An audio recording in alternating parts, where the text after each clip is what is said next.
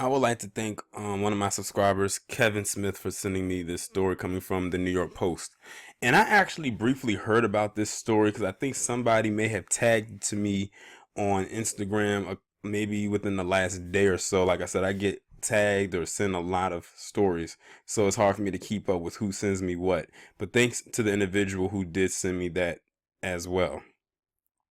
In this picture, you have on the right a man by the name of Jermaine Massey, and he was staying at the Portland, Oregon Doubletree. It was called the Portland Doubletree in Portland, Oregon. And he was staying there, like I said, as a guest in the hotel. And this is another one of those stories where you have a person calling the cops on a black person for whatever reason. And he recorded the call, or the person who was calling on him, on his Instagram, and he actually posted it, and it ended up going viral.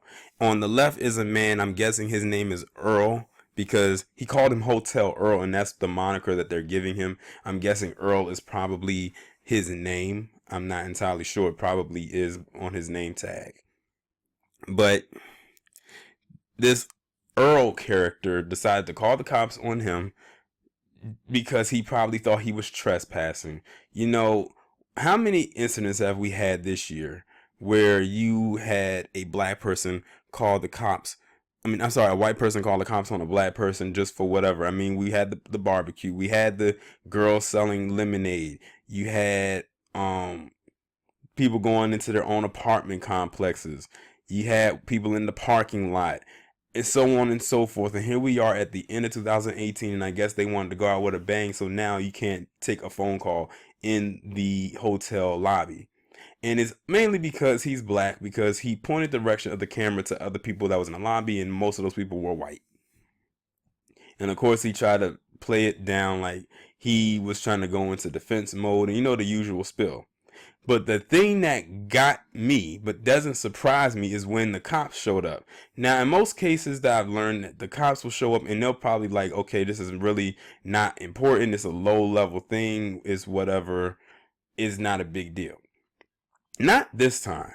The cops showed up and were actually on the side of quote unquote Hotel Earl.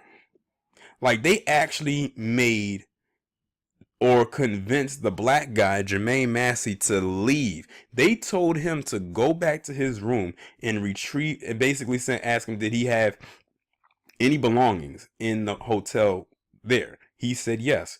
In so many words, they were telling him to retrieve his things. And to make matters worse, after he left the hotel, he wasn't even able to get a refund.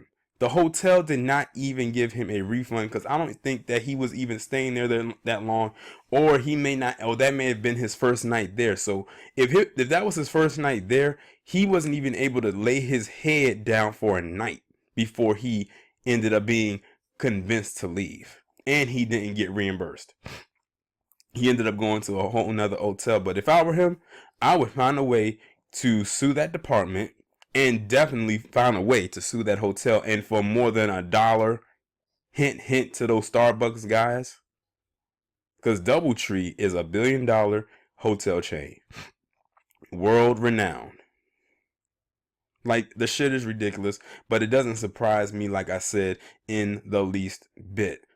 Our existence scares the hell out of them, to the point where they do unspeakable things like this. Like, all the guy was doing was taking a phone call, and that to him, to this Earl character, was a issue. It was an issue for him. And they try to tell us that racism is no longer existence, or if we don't talk about racism, it'll go away. No, it doesn't go away. It's in our face every single day. Social media actually helps expose it even more. Can you imagine if stuff like this was going on maybe 20 years ago? We would never know.